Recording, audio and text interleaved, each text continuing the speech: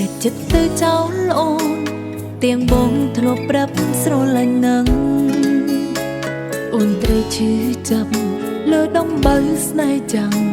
បងផ្លឹងទៅជាមនុស្សផ្សេងហើយអូនលងចាំបងមិនទទួលនាងថ្មីចិត្តស្រីនៅស្នេហ៍នៅឡើយ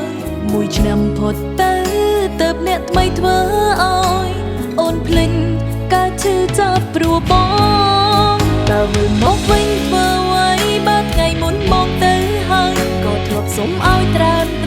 កុំចាក់ចោលអូនណាពេលនេះអូនមានគេហើយគេជាមនុស្សស្មូននឹងស្នេហាទោះយ៉ាងណាអូនមិនអាចបកក្រោ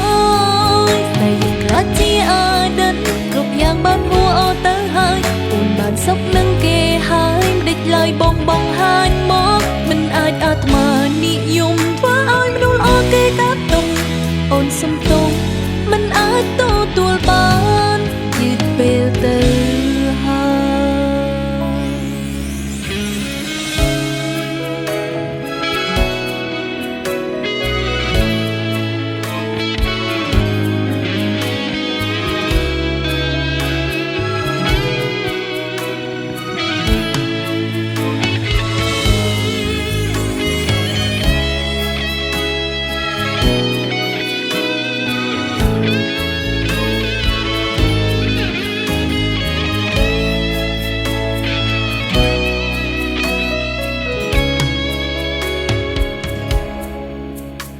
ថ្ងៃមុន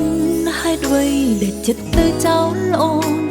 ទាំងបងធ្លាប់ប្រាប់ស្រឡាញ់នឹងអូនត្រូវឈឺចាប់លើដំបៅស្នេហ៍ចាំងបងផ្លឹងទៅជាមនុស្សផ្សេងហើយអូនរងចាំបងមិនទទួលនាងថ្មីចិត្តស្រីនៅស្នេហ៍នៅឡើយមួយឆ្នាំផុតទៅអ្នកថ្មីធ្វើឲ្យអូនភ្លេចការឈឺចាប់ព្រោះបងតើវិលមកវិញធ្វើអ្វីបើថ្ងៃមុនមកទៅហើយក៏ធ្លាប់សុំឲ្យត្រើកុំចាក់ចោលអូនណាពេលនេះអូនមានគេហើយគេជាមនុស្សស្មូននឹងស្នេហាទោះយ៉ាងណាអូនមិនអាចបកក្រោយតែយើងក្លាយជាអតីតគ្រប់យ៉ាងបានហួសអស់ទៅហើយអូនបានសុខនឹងគេហើយឡើយបងហាញមកមិនអាចអាត្មានិយមធ្វើឲ្យមនុស្សល្អគេកាត់ទុកអូនសុំទោសមិនអាចទទួលបានតើវិលមកវិញធ្វើអ្វីបើថ្ងៃមុនមកទៅហើយក៏ធ្លាប់សុំឲ្យត្រើកុំចាក់ចោលអូនណាពេលនេះអូនមានគេហើយគេជាមនុស្សស្មូននឹងស្នេហាទោះយ៉ាងណាអូនមិនអាចបកក្រោយ